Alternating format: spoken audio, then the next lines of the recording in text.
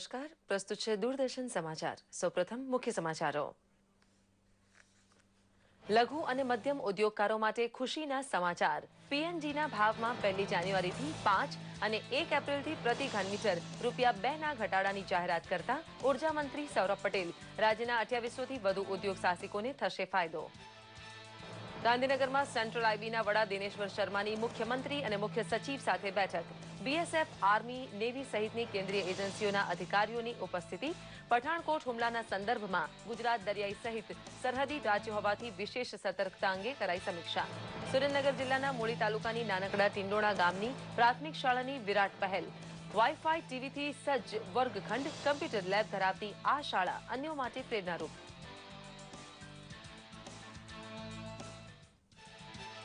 જાણીતા ગુજરાતી સાહિત્યકાર અને કવિ લાભશંકર ઠાકરનું અમદાવાદમાં નિધન.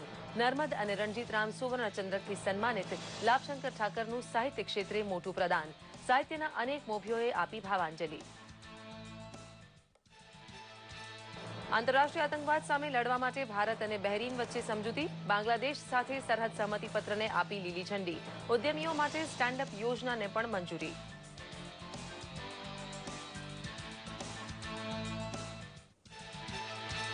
ઓડ ઇવન ફોર્મ્યુલાના અમલ બાદ પ્રદૂષણ ઘટાડા અંગેનો અહેવાલ રજૂ કરવા રાજ્ય સરકારને જણાવતી દિલ્હી વડી અદાલત. વ્યવસ્થાના 15 દિવસના અમલ પર પણ ઉઠાવ્યા સવાલ.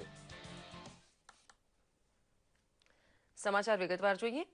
કેન્દ્રીય કેબિનેટ દ્વારા આંતરરાષ્ટ્રીય આતંકવાદ સામે લડવા ભારત અને બહેરીન વચ્ચેની સમજૂતીને મંજૂરી આપી છે.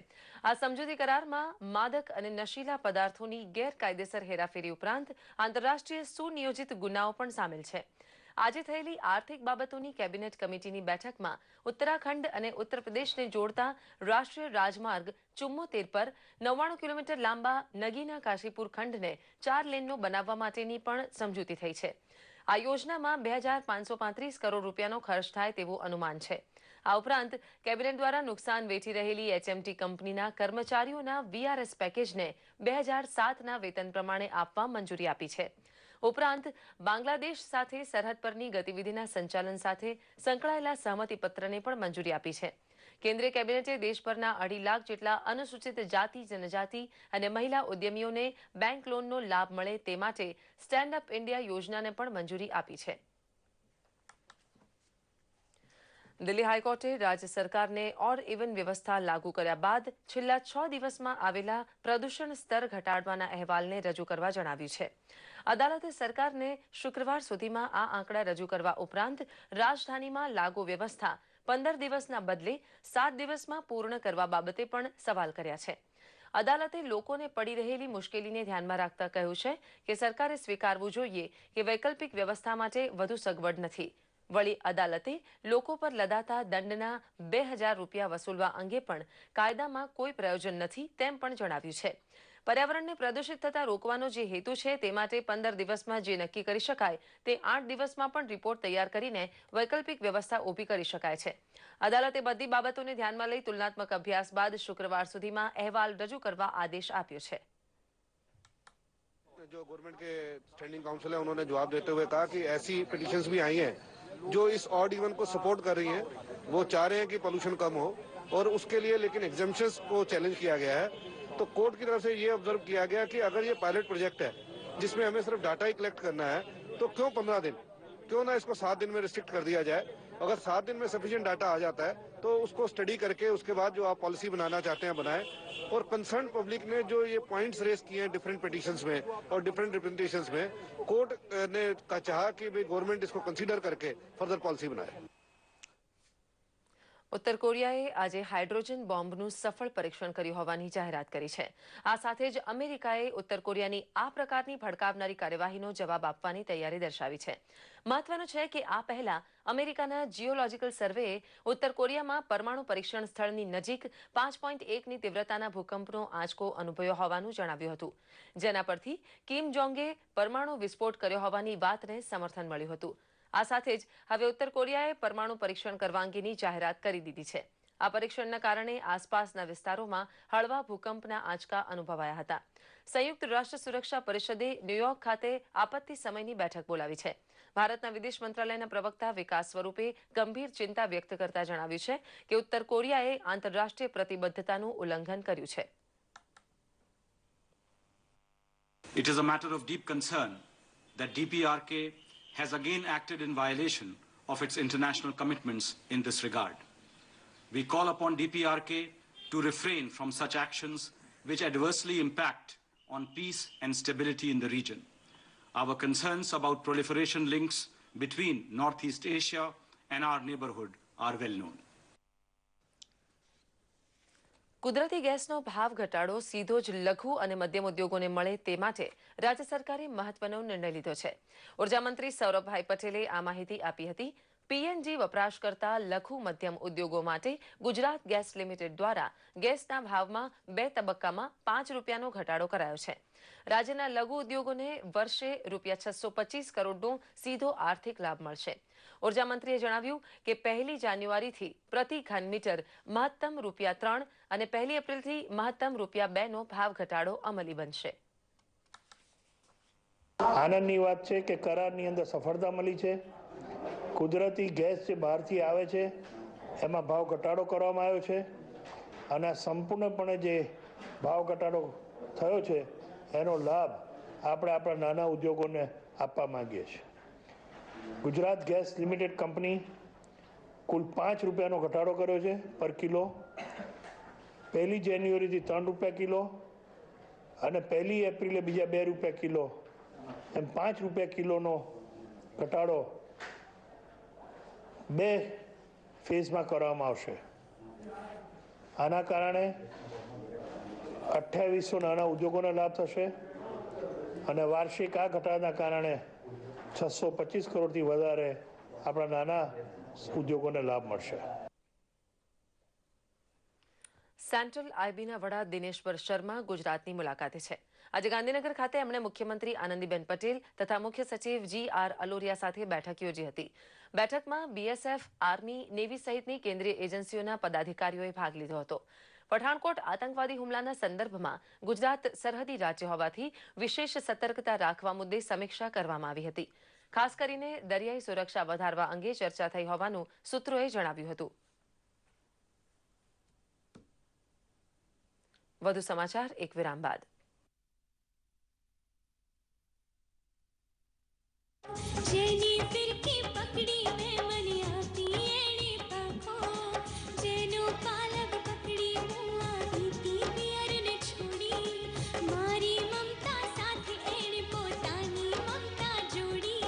સગર્ભા માતા અને બાળકના પોષણ અને તંદુરસ્તી જાળવવાની અને પ્રોત્સાહનની જવાબદારી સમગ્ર પરિવારની છે.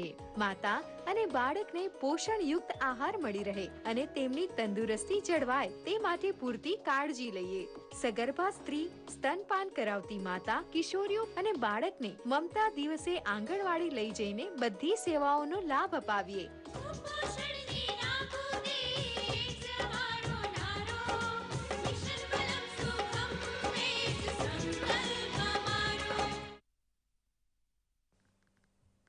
દૂરદર્શન સમાચારમાં ફરી એકવાર આપનું સ્વાગત છે.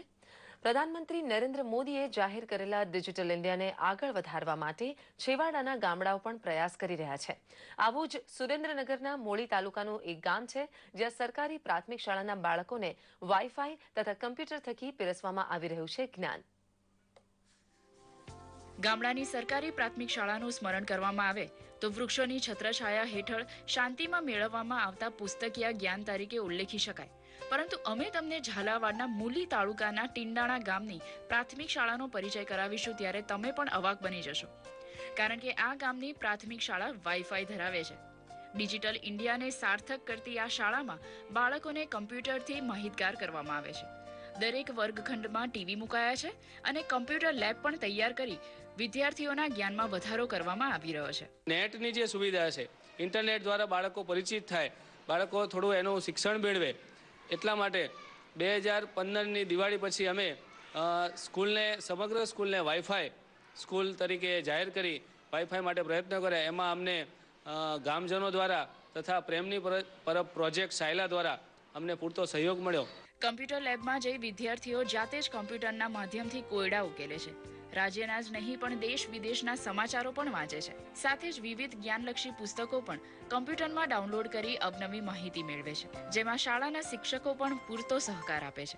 કોમ્પ્યુટરનો શિક્ષણમાં મહત્તમ ઉપયોગ થાય અને આગળ પણ જે નવા સંશોધનો અથવા તો જે વસ્તુઓની જાણ બાળકોને કરવી હોય એને અમે ડાઉનલોડ કરી અથવા તો ઇન્ટરનેટની મદદથી અમે શિક્ષકશ્રીઓ અહીંયા બાળકોને કોમ્પ્યુટરનું જ્ઞાન આપીએ છીએ. પ્રવૃત્તિ કરવા માટે, બાળવાર્તાઓ બતાવવા માટે, પ્રોજેક્ટ બનાવવા માટે પણ કોમ્પ્યુટરનો પૂરો ઉપયોગ કરીએ છીએ. શાળાના બાળકો આ વાઈફાઈ પ્રોજેક્ટના માધ્યમથી માત્ર જાણકારી જ નહીં પણ દેશ વિદેશના સમય પણ જાણી શકે છે. આ માટે શાળામાં 5 ઘડિયાળો લગાવવામાં આવી છે. આની ખુશી તમામના ચહેરા પર સ્પષ્ટપણે જોઈ શકાય છે. કોમ્પ્યુટર લેબમાં અમે શાંતિથી બેસીએ છીએ અને પરીક્ષા પણ દઈએ છીએ અને અમારા પાઠ પૂર્ણ થાય પછી અમે કોમ્પ્યુટર લેબમાં પરીક્ષા દેવા જઈએ છીએ અને પછી તેનું રિઝલ્ટ પણ જલ્દી મળી જાય છે. પોતાના સંતાનોને સારું શિક્ષણ મળી રહે તે માટે લોક ભાગીદારીથી વાઈફાઈ પ્રોજેક્ટથી સજ્જ આ શાળા તૈયાર કરવામાં આવી છે, જે માટે ગ્રામજનો ગર્વ અનુભવી રહ્યા છે. ગામના છોકરા ગામમાં જ સારું ભણતર મેળવી શકે એવા અમારા પ્રયાસો છે અને આગળ આવા જ પ્રયાસો ચાલુ રાખશું. શાળામાં વાઈફાઈની સુવિધાની સાથે જ સારું રમતનું મેદાન તથા સ્વચ્છ ભોજનની સુવિધા પણ પૂરી પડાઈ છે, જેથી ગરીબ ઘરના બાળકોને સારું શિક્ષણ અપાઈ રહ્યું છે. તો બીજી તરફ ઉચ્ચ વર્ગના બાળકો પણ અહીં અભ્યાસ કરવા માટે આકર્ષાઈ રહ્યા છે અને અન્ય ગામડાઓ માટે ઉત્તમ ઉદાહરણ પૂરું પડાઈ રહ્યું છે. સુરેન્દ્રનગરથી દૂરદર્શન સમાચાર માટે બકુલ ત્રિવેદીનો અહેવાલ. ગુજરાતના પ્રતિષ્ઠિત કવિ, સાહિત્યકાર અને વૈદરાજ એવા શ્રી લાભશંકર ઠાકરનું 80 વર્ષની વયે લાંબી બીમારીને કારણે ગઈકાલે નિધન થયું હતું. તેઓના આજે વીએસ સ્મશાન ગૃહ ખાતે સવારે 10:30 વાગે અંતિમ સંસ્કાર કરવામાં આવ્યા હતા. તેમનું ગુજરાતી સાહિત્યમાં અમૂલ્ય યોગદાન રહ્યું હતું. સાહિત્યના અમૂલ્ય પ્રદાન બદલ તેઓને રણજીતરામ સુવર્ણચંદ્રકથી પણ સન્માનવામાં આવ્યા હતા. ગુજરાતી સાહિત્યનો અમૂલ્ય તારો લાભશંકર જાદવજી ઠાકર ખરી ગયો. લાભશંકર ઠાકરનો જન્મ ઈસવીસન 1935માં 14મી જાન્યુઆરીએ સુરેન્દ્રનગર જિલ્લાના પાટડીના સેલડા ગામે થયો હતો. તેમણે 1957માં ગુજરાતી ભાષામાં BAની ડિગ્રી પ્રાપ્ત કરી હતી. તેમણે 1964માં શુદ્ધ આયુર્વેદ કોર્સમાં ડિપ્લોમા કર્યું હતું. 7 વર્ષ સુધી અધ્યાપક તરીકે રહ્યા અને પોતાના આયુર્વેદિક ક્લિનિકમાં ચિકિત્સક તરીકે પણ ફરજ બજાવી હતી. ત્યારબાદ વધુ પડતા સાહિત્ય રસને લીધે તેઓ સાહિત્ય જગત તરફ આકર્ષાયા અને કૃતિ, ઉન્મૂલન જેવા સામયિકોનું પણ પ્રકાશન કર્યું હતું. તેમને 1962માં કુમારચંદ્રક અને નર્મદ સુવર્ણચંદ્રક એનાયત કરાયો હતો. સાહિત્યના અમૂલ્ય પ્રદાન બદલ તેઓને રણજીતરામ સુવર્ણચંદ્રકથી પણ સન્માનવામાં આવ્યા હતા. તેમને પુનર્વસુના ઉપનામથી ઓળખવામાં આવતા હતા.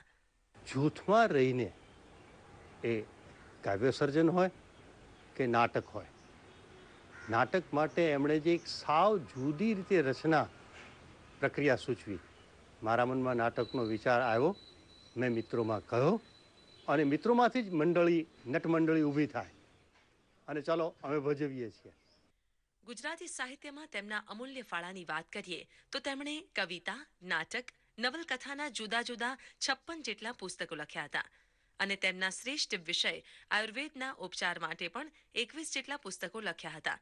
તેમણે તડકો, માણસની વા, મારે નામને દરવાજે, લખરો, બૂમ કાગણ કોરા અને પ્રવાહણ જેવી કવિતાઓમાં વિડંબના, વેદનાને કવિએ સબળ અભિવ્યક્તિ આપી છે.